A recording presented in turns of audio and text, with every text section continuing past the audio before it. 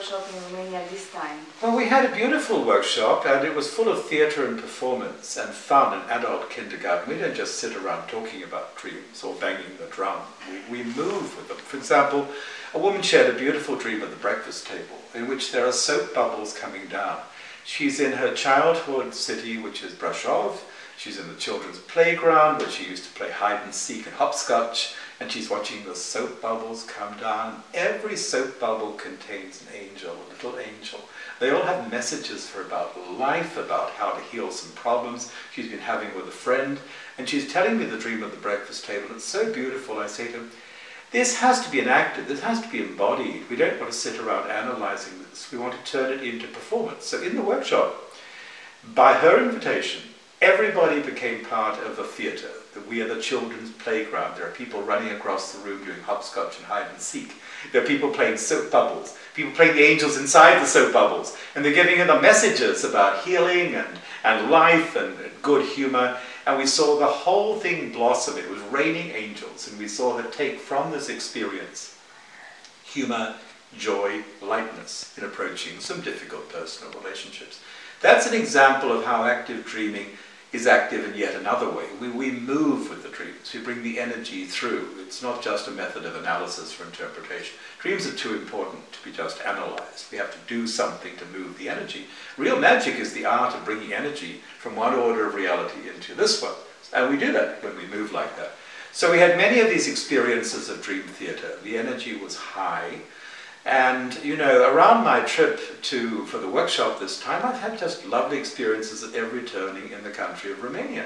The experience of dreaming of the ancient nations at ancient sites. At Samazârghetusa, I have difficulty. I struggle with the word, but not with the site.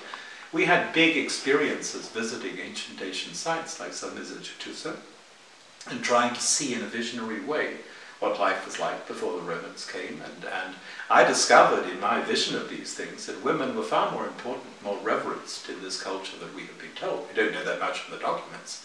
I saw the role of the priestess, the role of women of power, the role of a woman who seemed to be head of the wolf people among the nations, a female leader of the wolf people.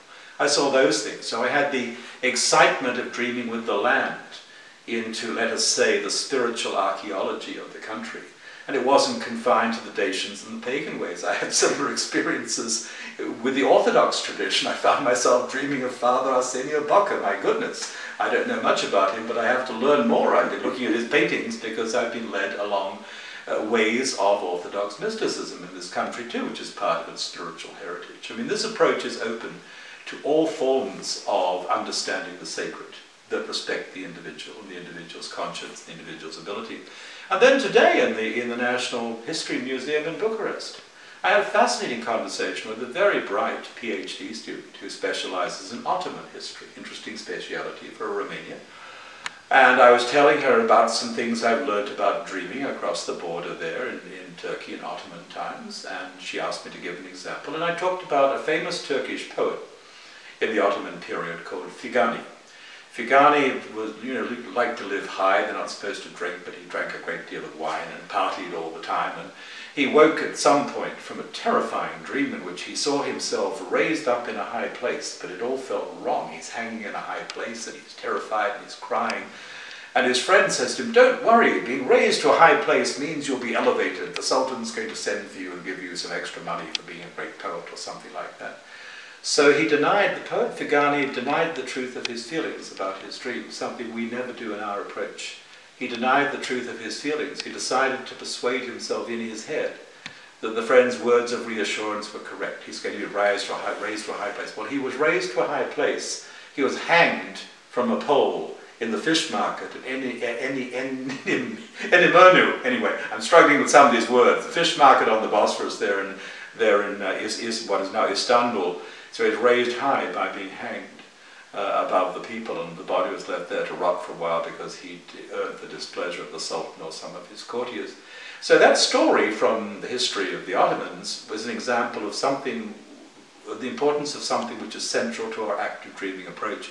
The first question we ask about any dream or any experience that we share is, how did you feel about it? How do you feel about it right afterwards? Not your feelings inside the dream, those are interesting, but your feelings right after. The first feelings are your guidance. we do this again and again and again, because you'll go wrong whether you're discussing dreams or something else if you deny or ignore or dismiss the central importance of the feelings. So I found myself telling a story from Ottoman history which reflects on our practice, the fundamental importance of studying the feelings of the dreamer around the dream. So that was another experience from Bucharest, from Romania today. Yes, yes.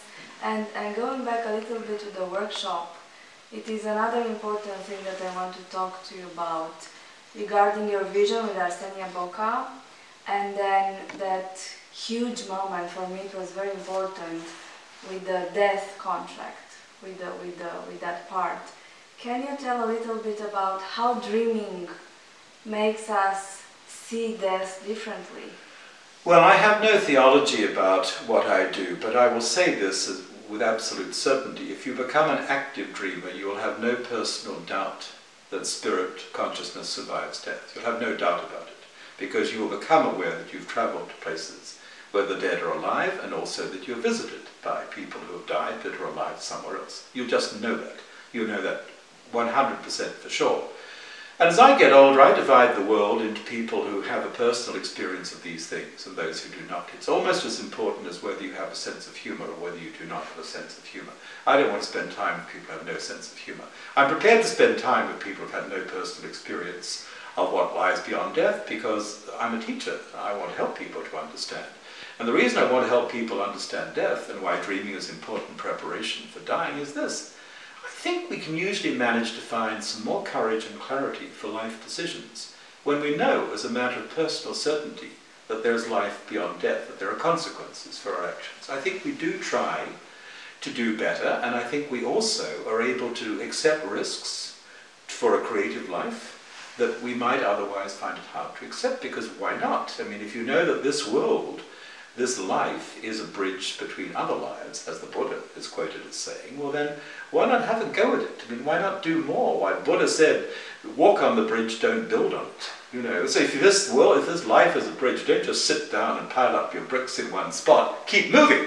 So, you know, in a depth workshop like the one we just did, up in Pariofei, up there in the mountain, the Buchech Mountains, we had a close encounter with death, and I enjoyed leading it. We went to the point where I had people meet their personal death and submit to an interrogation by death, designed to bring clarity on whether you're ready to leave this life without regrets or not. I mean, that in a general way is a familiar technique, a familiar approach, but we do it with a particular edge, a particular sharp edge in this meditation.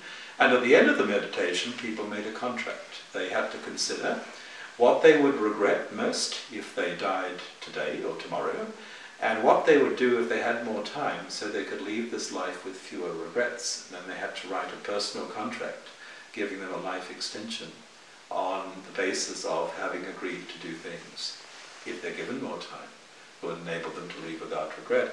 In a more general way, dreaming is the best preparation for dying, because when we go dreaming in the sense of traveling, you know, we go to places where the dead are at home. We check out the real estate possibilities, we check out the job options, we check out the educational and entertainment options, etc. We get familiar with worlds beyond the physical, and that's a useful thing to do. We make connections.